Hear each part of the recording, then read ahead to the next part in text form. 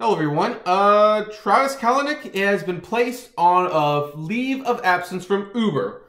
I am Kevin, your entrepreneur. So for those who didn't see the video yesterday, I'm going to recap a little bit what happened. Basically, Eric Holder, the former U.S. attorney from the Obama administration, has concluded his report, delivered part of it to Uber, and I think is going to give the whole report tomorrow, which is Monday. And the Uber board members had like a meeting today, June 11th, 2017, about what to do about the report. They did not like what they had read. Did not like it whatsoever. And they voted unanimously to take every recommendation he made in the report. Now, of course, I don't know what every recommendation is, but we do know two things that were in the report. We know this for sure from various sources that the news has been reporting on. And the two requirements, or two of them, were Emil Michael had to resign, and there is reports that he will resign tomorrow on Monday. And Emil was a key Travis Kalanick supporter. I mean, I think he was one of the key reasons Kalanick pretty much had complete power over Uber all this time. Second thing that the report recommended was that Travis Kalanick needed to be placed on leave of absence as CEO. Like, he could not be CEO, at the very least temporary. That was what another thing that the meeting was going to be about. I think the meeting would have been about that even if the report hadn't come out the way it did, but in the report itself, it recommends getting rid of Kalanick. So Uber is putting him on a temporary leave of absence, and, well, Travis, I hope things work out for you to a certain extent, because I know how much it sucks when you lose your job. But if it doesn't work out, let me remind you, I'm still waiting for those temporary price cuts to go back up to the way that they were. Those rate drops that were supposed to be temporary, I want them to come back. So, obviously, things that are temporary at Uber become permanent. So basically, Travis Kalanick is fired. It has not been stated, it hasn't been written in stone, but I think Kalanick, actually no, I'm pretty positive Kalanick is toast. He's done, and Uber is going to start changing their company. Now, can they save the company? I don't know.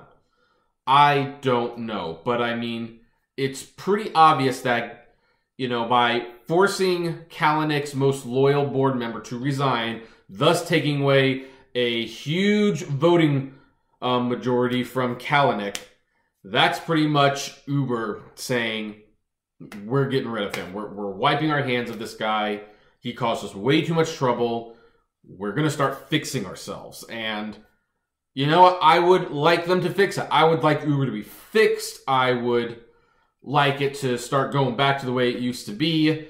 Even if it isn't completely the way it used to be, I would like, you know, better rates, better treatment. I would like the people who are working in Uber themselves, including the people who are working on those driverless cars, to be treated better.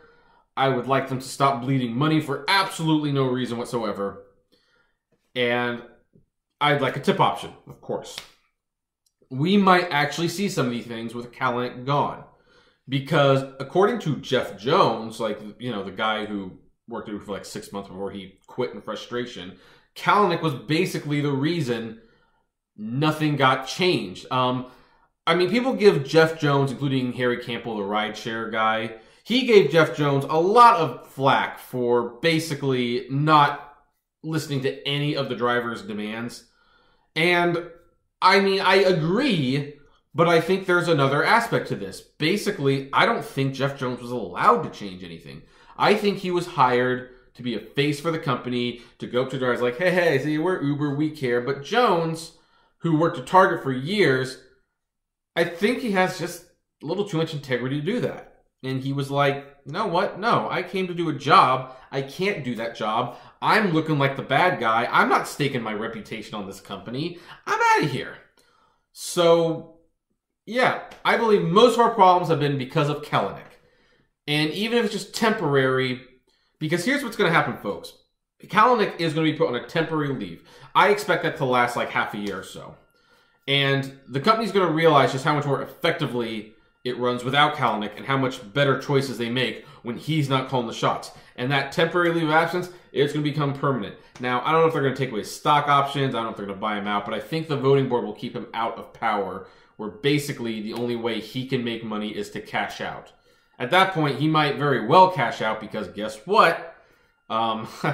Cashing out like that does hurt Uber's bottom line. He might not be so willing to, help Uber at that point. I don't know what his future will look like because, I mean, this is like... I'm not going to say it cannot happen because we have to keep in mind, Steve Jobs, when he was fired from Apple, was like by far one of the most toxic CEOs. He almost ran Apple into the ground.